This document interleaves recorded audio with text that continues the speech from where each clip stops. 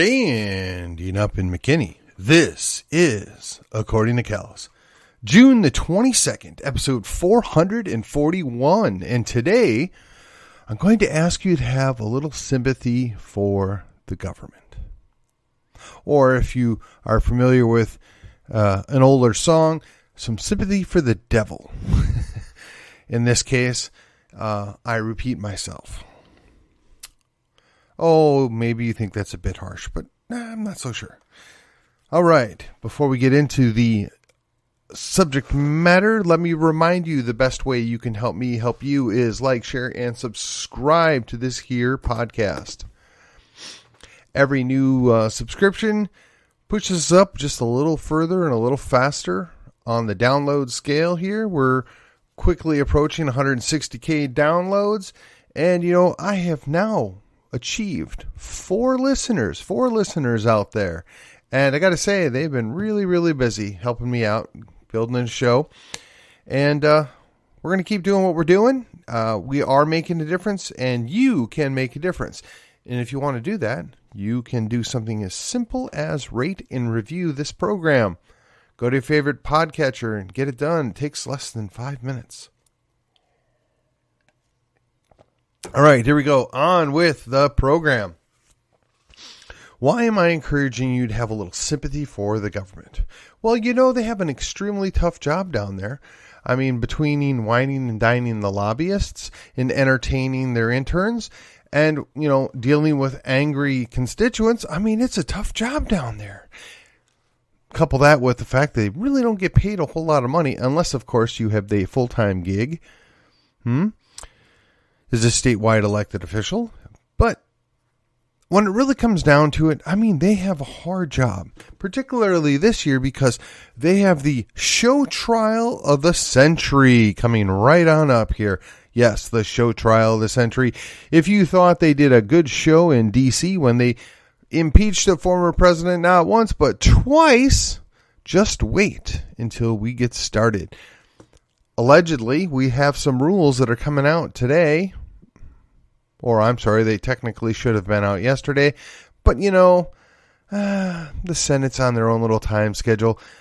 And the unique thing is with this, I'm not sure Lieutenant Dan's given this a whole lot of thought. Because if they take down one statewide elected official with a show trial, what prevents it from coming back on him? And while we're at it, you've got the Speaker of the House that's still a drunk, waiting on somebody to do something about that, but I digress. So now that we're giving the sympathy out, let's consider the standards. Yes, what standards do we have? Well, apparently if your name is a correct name, you can get away with defrauding the IRS millions of dollars and breaking gun laws, and then you get a slap on the wrist. Of course, it helps when your daddy's the current president. Oh, but when you're at it, you can have evidence come out showing that you took bribes from a foreign national to the tune of $5 to $10 million, depending on who you listen to. And, that doesn't matter because that all gets wished away. But God forbid you should misappropriate a few pieces of paper and not store them in some way that would, have an adequate level of security for somebody's view. Then we're going to come after you yet again. Now, look, I have said time and time again, none of these people are as pure as the wind-driven snow. Don't believe it. But if you're going to go after people, you ought to go after them the right way. Show trials, they have a way of coming back to bite you. Now, I have heard from more than one person the fact that the people that are really torqued off about this are spending so much time on the process means they know that their guy is guilty. Well, yes and no. Guilty of what, perhaps? Guilty of something, more than likely. But it still means you have to follow a process. If you're not going to follow process, then what's the point? Why even have rules? Now, of course, the Senate has now created their own rules, and God knows what they are, and who knows if it'll be even-handed and fair. I mean, in the old days, you would expect the R's would protect the R's, but not in today's day and age, ladies and gentlemen. No, this is about the establishment and those that are not in the establishment. Let's see how it plays out. I won't be holding my breath. Nope. Rather than deal with the Democrats or the fact that we failed to secure the border or the fact that we spend more money than drunken sailors on crack while coming off of meth, no. Rather than fix those problems, we've got a show trial to put on. So you need to be sympathetic because those people would rather be home with their families this summer and not spending time with other people. I'm sorry I had to tone that down, ladies and gentlemen, just a tad bit. The idea is by what standard, right? By what standard? We don't have any standards. And then when you're going to do a show trial, well, standards just get in the way. Standards. If you're going to have standards, which I would submit to you, ladies and gentlemen, we in fact don't have standards anymore. That is a myth and a joke, just like the fact that we are still under a constitutional republic. Those days are over. The war is here. They're just not shooting bullets yet. The invasion's taking place. They're just not shooting bullets yet. We live in a post-constitutional America. You need to wake up, smell the coffee, and smell the gasoline. It's burning down around us. And what are you going to do about it? That is the real question. How are we going to fix this? What can you do? Well, you can stay home and stick your head in the sand. You can pretend none of this matters. And like I've said many, many times before, you can care nothing about politics. But guess what? Politics cares about you. You don't get to lead a private life that doesn't have interference and influence from government agencies.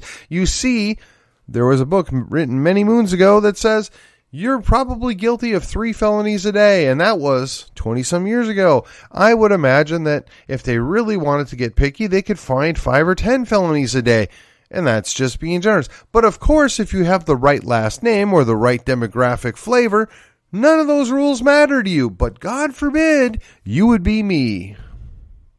Yes, the epitome of all that is evil and wrong in America today is me. Let's see. I'm a white, cisgendered, male, Protestant, which translated as Christian, married with children. I am the epitome of all that is wrong. Didn't you know that already? Yes. So the rules are for thee and the rules for we, and we're part of the thee.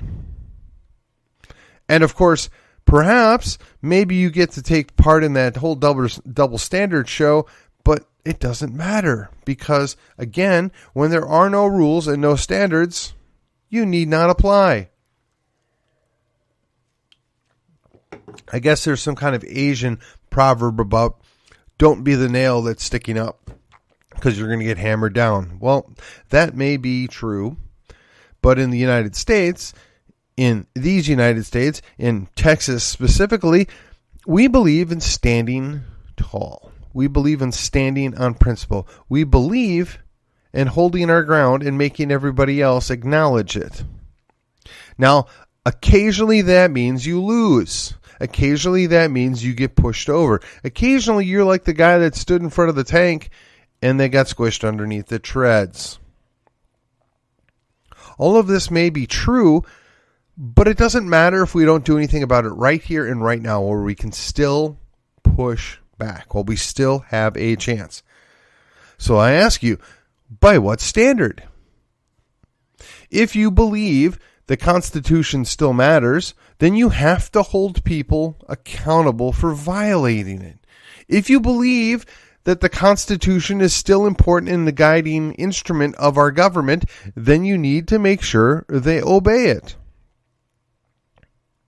I will tell you, I'm very confident, but for a handful of people in D.C., and honestly, maybe a handful of people in Austin, everyone else could care less. They can get away with literally murder, and there's nothing we can do about it.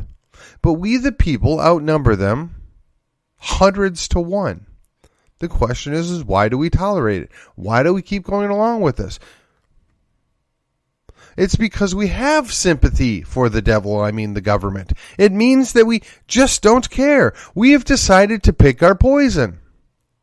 And in this case, it's the slow, drowning death of more debt, more control, more abuse, more tyrannical expansion of power, tightening that noose around our necks as we give up the ghost. Because we live in this preconceived notion that all is well. We live with a Pangloss view that this is the best of all possible worlds. That maybe it's Pollyanna, right? This is just wonderful. Well, I guess by some measure it is. These United States, Texas in particular, is still better than 99% of the other countries in the world. But could you imagine if you actually were to take a step back and compare the relative freedom of, well, I don't know, say 1984 and now? Or better yet, if you'd like a better point of reference, right, going back to the idea of a standard, go read some of those dystopian novels that you probably read when you were in middle school and high school. Consider what was projected to occur in 1984. Consider what was projected to occur in Brave New World. While we're at it, you could go watch the old movie Metropolis and see if you see anything playing out. There are so many telegraphing books and movies from years gone by, basically letting us know what's going to happen and what to expect.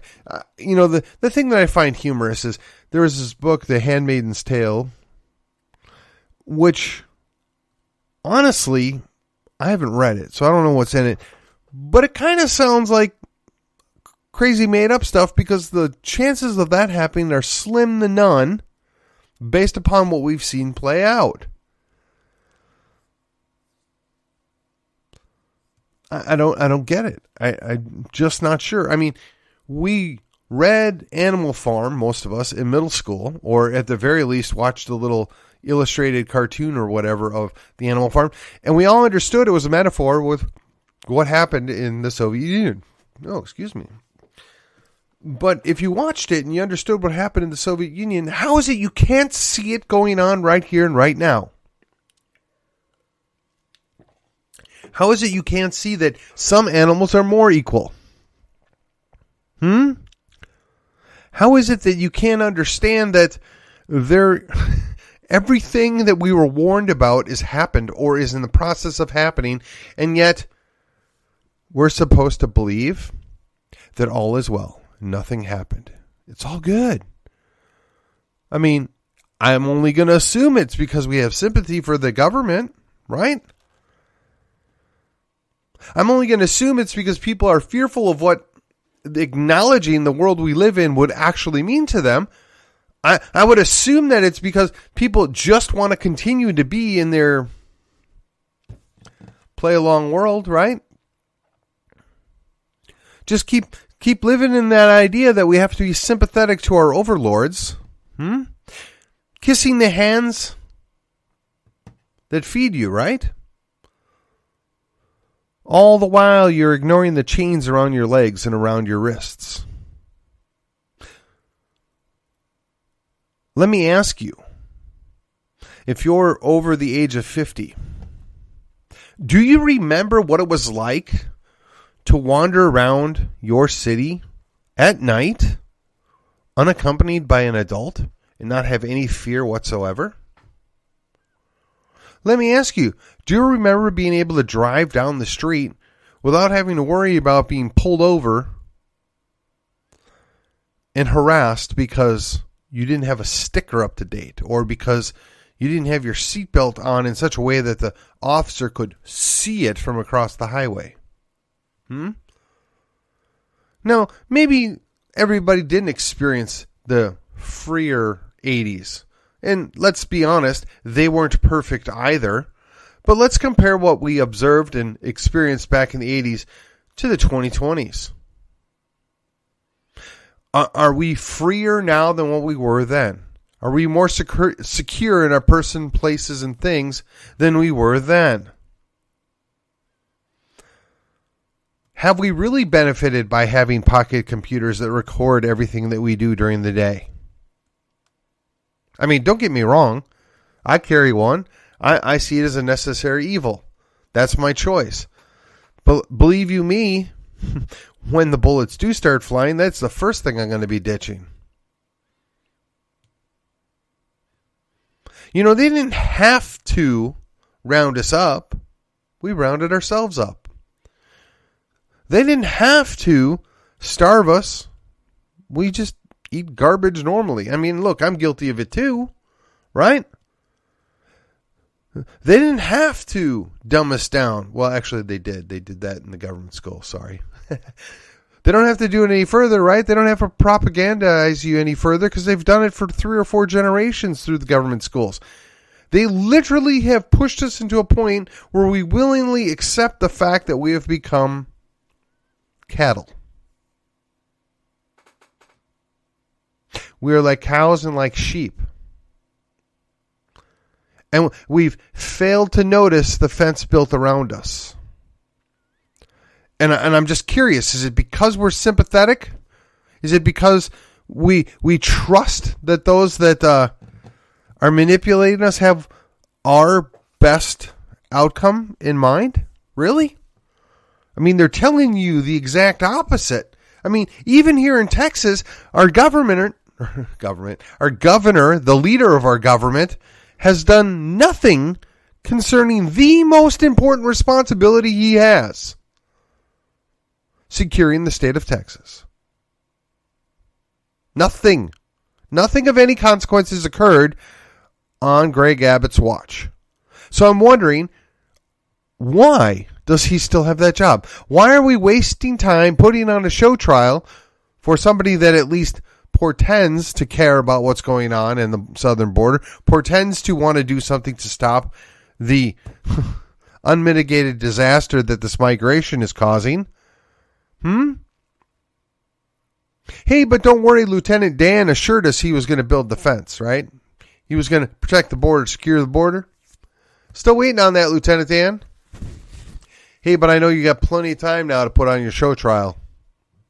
Don't worry, I'm sympathetic because I know that's so important. Everything else has to wait. Your most official duties, those principles that are, laid out in their priorities, that doesn't matter either. But hey, don't worry, we're going to get that show trial on the road here.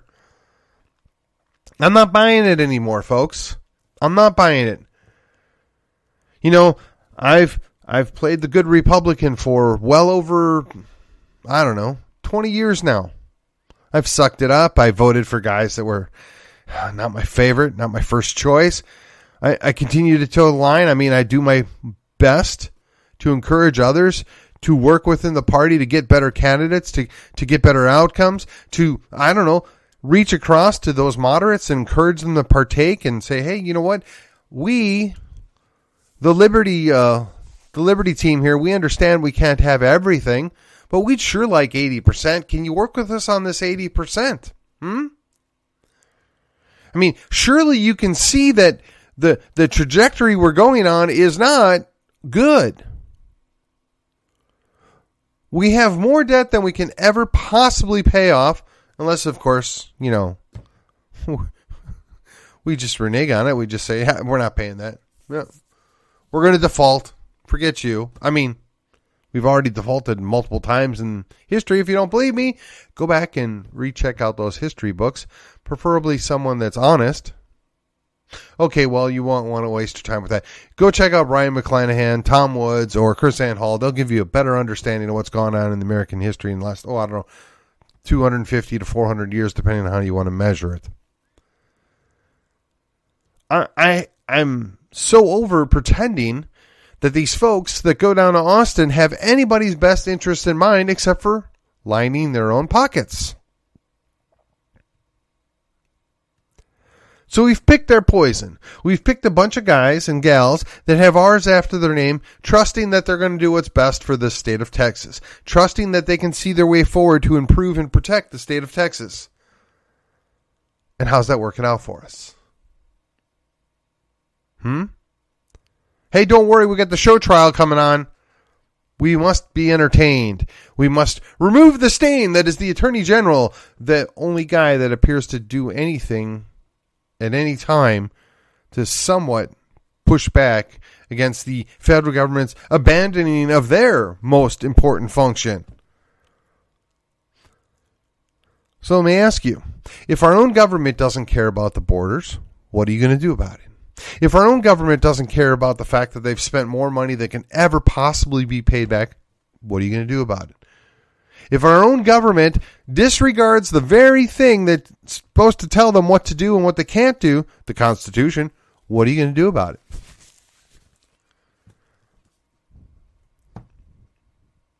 Ladies and gentlemen, I don't have that answer for you. I wish I did. I wish I had enough confidence to say, you need to stop what you're doing and you need to go do this. Now, at some point, if I were to do that, I'm certain that I'd get a visit from somebody in a 3-letter agency, and I might be disappeared. So I'm not going to do that because, honestly, one, I don't know if that would really happen. It just sounds good. And two, I don't know that there's enough of us that we'd be able to put the fear of God in these people. I really don't. So, best case scenario, I got 1,000 people that listen to me on this specific episode. Best case scenario, half of them are like, yeah, we got to do something about that. Lead the way, Cals. Best case scenario, 10% of them show up willing to do what is necessary. Well, it leaves me with 50 people. Guess what happens to 50 people that go down to Austin? Need I say any more? Oh, wait a minute. There's still guys sitting in prison that haven't gotten a trial, can barely see their attorneys, and will never really get justice because they went to D.C. and protested. Meanwhile, murderers are let go. Meanwhile, armed robbery suspects are let go. Meanwhile, the Soros DAs pretend that there's nothing happening as they watch the cities burn. It's such a wonderful time we live in, isn't it? Isn't it? But there is hope, folks. There is. Because Texas will go on. Texas has the ability to come through this. There is enough of us here that care about Texas and care about the future that we're willing to do the work. Now, there's some lines a lot of us are not willing to cross. There's some things that we're not quite ready to do anything about just yet. We're going to follow all the legal procedures, even though the other side completely ignores them and thinks they're worthless. We're going to do the right thing. We're going to be on the right side. We're going to make sure that we don't give them any excuse. And we're going to continue to work forward on the notion that Texas should be a free and independent state of its own. It should declare its independence. It should rise as another nation in this world. And we can and should lead by example. And we can be better. But I got to be honest with you. I don't think there's a single person in Austin. Well, I shouldn't say that. I think there's maybe 5 people in Austin. Well, maybe that's not fair. Okay, there's a possibility there might be a dozen people in Austin that, 1, are in support of that, and 2, would be good enough to help us lead forward. So what does that mean for you and I? That means for you and I, we have to be looking and recruiting people that can and will step up to those roles. We need to be looking for and working with individuals that are very much interested in the future as it may occur.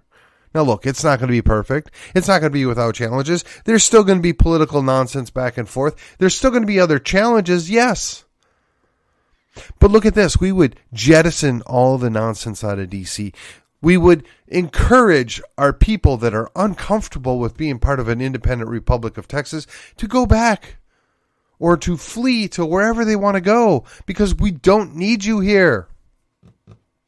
And I don't care if you're from Illinois. I don't care if you're from Oregon. I certainly don't care if you're from California, New York, New Jersey, right?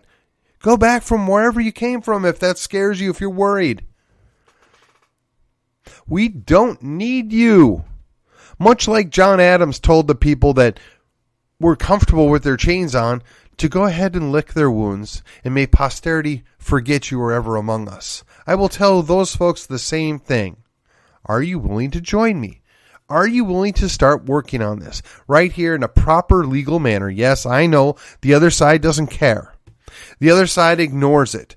But if there's enough of us, they can't ignore us forever. If there's enough of us that stand for the right thing, that stand for independence, they cannot pretend we no longer exist.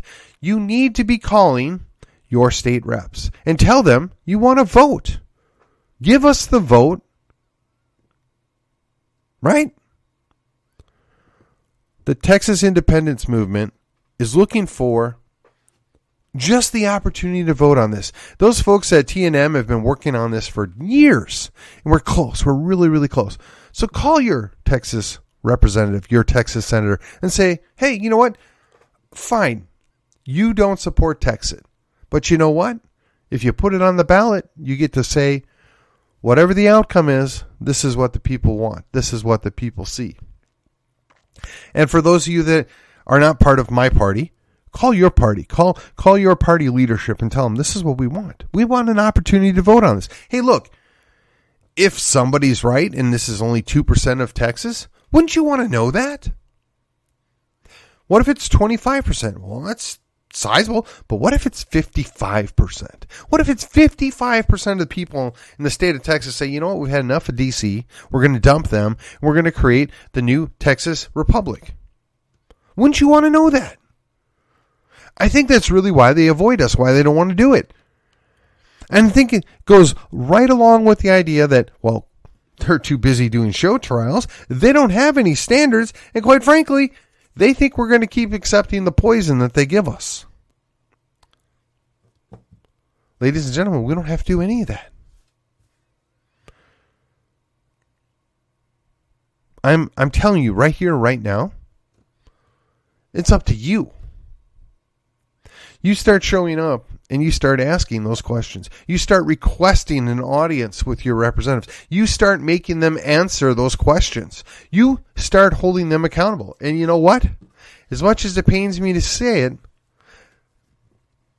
I may have to actually work against one of my elected officials this go round. I might have to do to them what they've been doing to us. Just one. Don't want to give up any seats if I don't have to.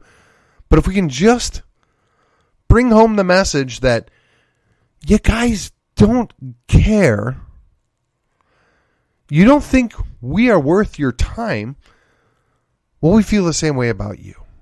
We're going to bring you to an early retirement. We're going to send you home so you'll quit knifing us. Well, that's all I got. My sympathy's all gone, and I'm suggesting yours should be too. And with that, I will see you on the other side.